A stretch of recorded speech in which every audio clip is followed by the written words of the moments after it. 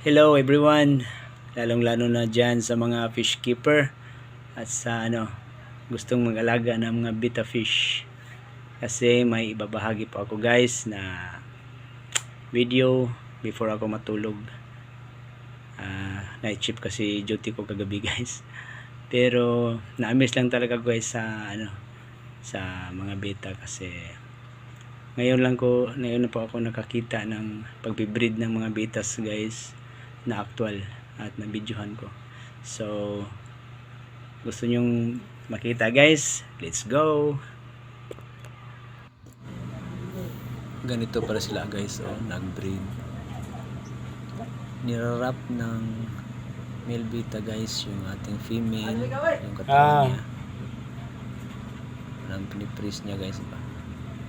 Tapos magre-release na yung babae ng mga eggs guys. Dami.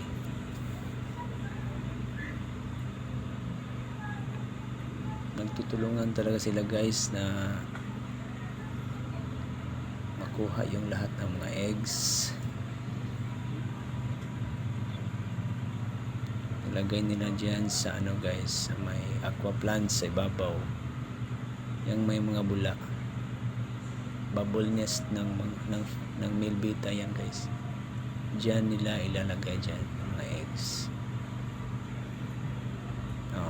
Yung babae at saka lalaki. Tinutulungan niya guys. Kita yung mga puti dyan sa ibabaw guys ng bula. Parang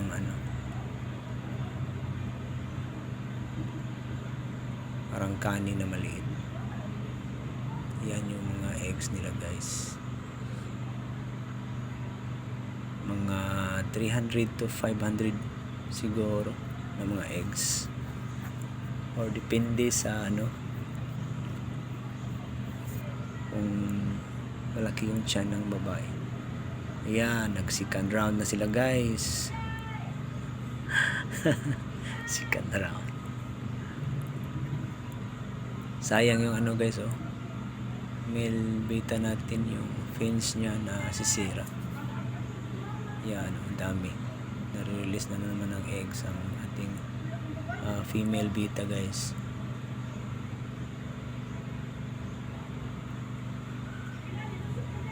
Yan.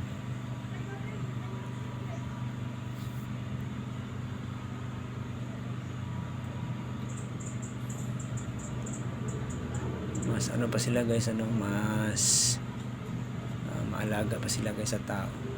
Kasi yung betta guys, kahit na masisira yung mga katawan nila, mga fins nila, basta makabuo lang sila guys ng parang pamilya guys pa.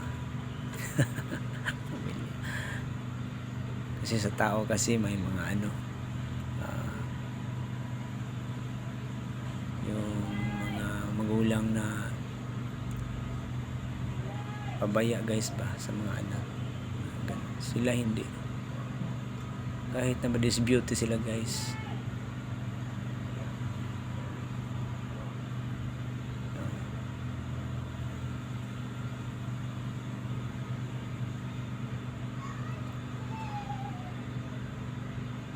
Tapos mapipisa to guys sa mga 2 to 3 48 hours, 2 days lang pala tumupisa na to. Mamayang hapon guys, pag natapos na sila mag-breed, kunin ko na tong female betta natin guys, kasi napakat ng male betta guys. Ayaw niya na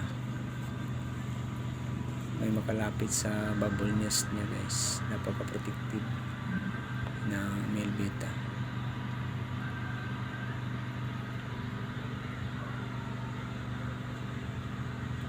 3 rounds na naman sila guys.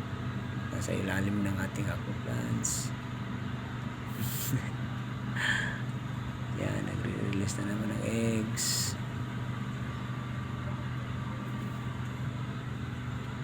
Marami.